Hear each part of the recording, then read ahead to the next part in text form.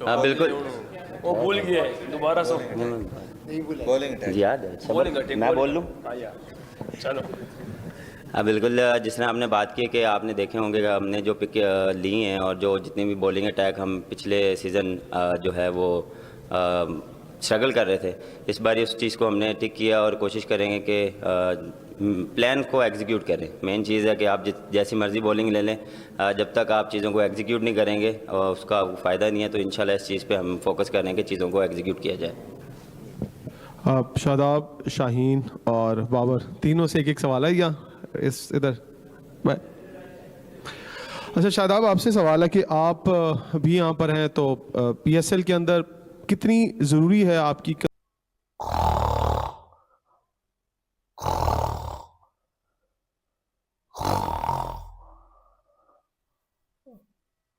Press conference शुरू हो गई है। यस इज अ ट्रू रिजू, देखें जी, यस इज अ ट्रू रिजू। सॉरी सॉरी, प्रेस कॉन्फ्रेंस शुरू हो गया, मैं सोया हुआ था। देखें जी, यस इज अ ट्रू। दोस्तों, पजामा शलवार लीग, इसको पीएसएल मैं नहीं बोलूंगा, इसको पाकिस्तान सुपर लीग मैं नहीं बोलूंगा, इसको मैं लिटरली बोलूंगा पजामा शलवार लीग। मतलब इतनी घटिया किस्म की प्रेस कॉन्फ्रेंस, मैं इसको थर्ड क्लास बोलूं, मैं इसको वर्स्ट बोलूं, मैं इसको टट्टी प्रेस कॉन्फ्रेंस बोलूं, मैं इसको बोलूं कि आप अपनी पुट्ठी के घर में बैठ के प्रेस कॉन्फ्रेंस दे रहे हो। ये क्या था, मतलब क्या था ये सर? पीएसएल में पजामा शलवार लीग में कैप्टन का जो है वो प्रेस कॉन्फ्रेंस होता है, और इससे ज्यादा घटिया प्रेस कॉन्फ्रेंस मैंने किसी क्लब लेवल के टूर्नामेंट में भी नहीं देखा। Who is the most difficult batter जिसको बॉल करते हुए आप उनको क्रैक नहीं कर पाए कि इसको कहाँ बॉल करनी है, कैसे बॉल कोई एक होता है जिसको मुझे क्रैक नहीं कर पाए आई फील आज तक?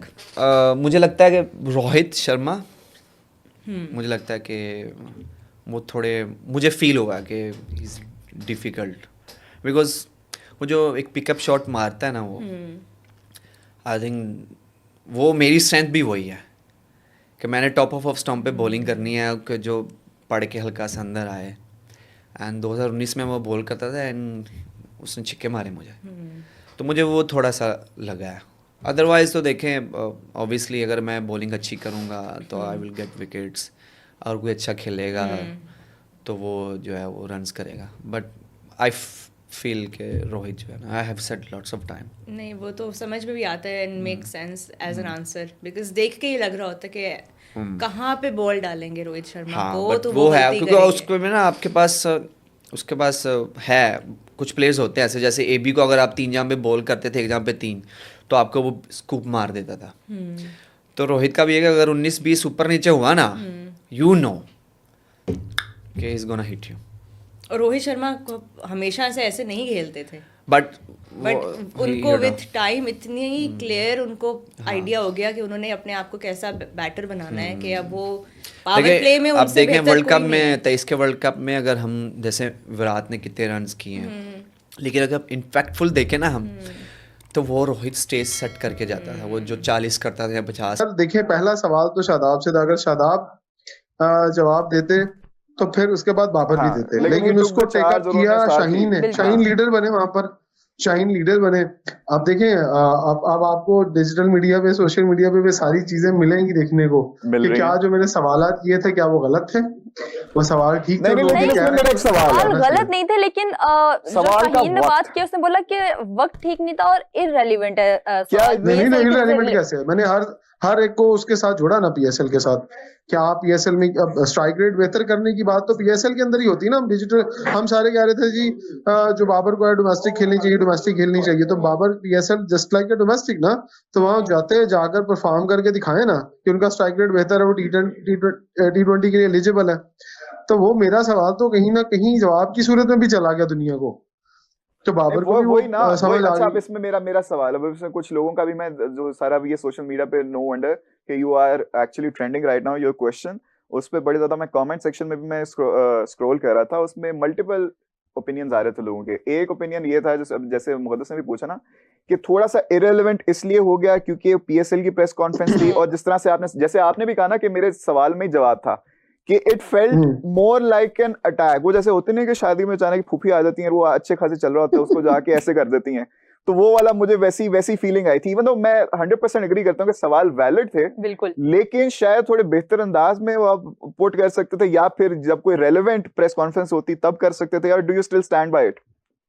नहीं, क्या बेहतर अंदाज में मैं उनकी बगल में बैठ के पूछता, हाँ जी भाईजान क्या हाल है, ठीक ठाक है, बताएं आपकी स्ट्राइक रेट क्यों नहीं अच्छा? मैंने कहा फिर आपके सवाल में जवाब ना होता, बनने जा रहे हैं, आपके सवाल में जवाब ना होता। अब मेरे सवाल में जवाब ऐसे था कि वो उससे एग्री करते या डिसएग्री करते। हाँ, लेकिन ये एक और बड़ा, एक तरफ दुनिया की सबसे पावरफुल अमीर तरीन लीग IPL और दूसरी तरफ पाकिस्तान सुपर लीग PSL।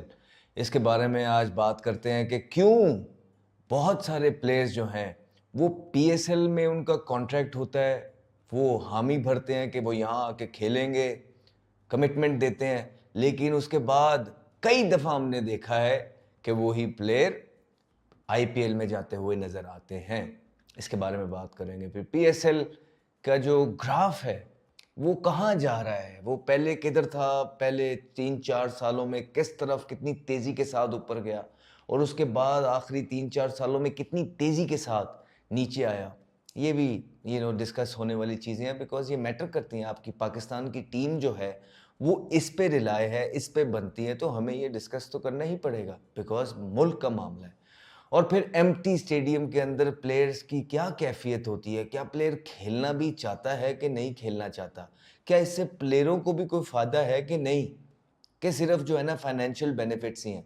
इस पे भी बात करेंगे। देखिए, हर दफ़ा की तरह इस दफ़ा भी 4-5 प्लेयर्स बड़े नाम जो थे वो उन्होंने कमिटमेंट की कि हम PSL में आके खेलेंगे, लेकिन वो नहीं आए, वो इस दफ़ा भी नहीं आए। आप शनाका को देख लिए, हालांकि कितने अच्छे टर्म्स हैं श्रीलंका के साथ पाकिस्तान क्रिकेट के, कितने अच्छे हैं।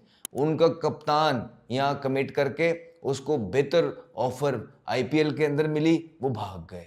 मज़हर रब्बानी जो आजकल तगड़ी बॉलिंग कर रहे हैं और किसी भी टीम के लिए जो जिनके साथ उन्होंने कमिट किया हुआ था वो एक एसेट साबित होना था, वो भी खेलेंगे। और यहाँ बात खत्म हो रही इमरान भाई, एक अच्छी बात थी, एक इसमें की टेक अवे था जो मैंने थोड़ी देर पहले भी जिक्र किया, आपने भी वो देखा होगा कि जब रिजवान ने जवाब दिया था ना, जब वो 3 कैप्टन से सवाल, जब रिजवान ने जवाब दिया कि देखिए ऑब्वियसली कौम मायूस है, अभी हमारी टीम भी कोई अच्छा परफॉर्म नहीं कर रही, और जब तक आप हर प्लेयर को गलत नंबर पे खिलाई जाओगे, जब तक सेटल नहीं करोगे, टीम सेटल नहीं होगी, हिस्ट्री सेटल नहीं होगी।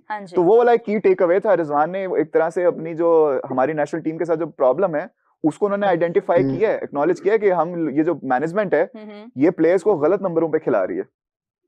हाँ जी, चले लेट्स सी, देखते हैं, अल्लाह करे PSL अच्छा हो और शायकीन को घर में बैठ के देखने में मजा आए।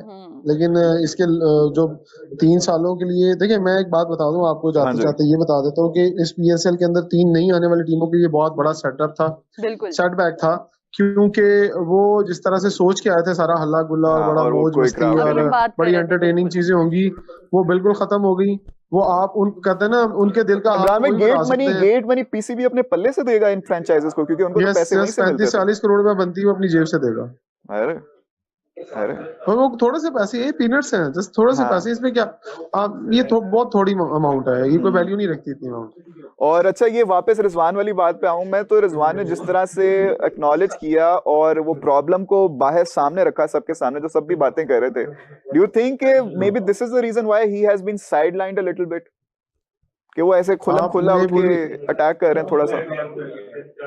यार देखिए, रिजवान की जो बॉडी लैंग्वेज मैंने देखी है, रिजवान एक रिजवान और एक आपने देखा होगा साउथ शकील। साउथ शकील ऐसे कप्तान थे जिनसे सवाल ही नहीं हुआ। हाँ, वो मैं देखा।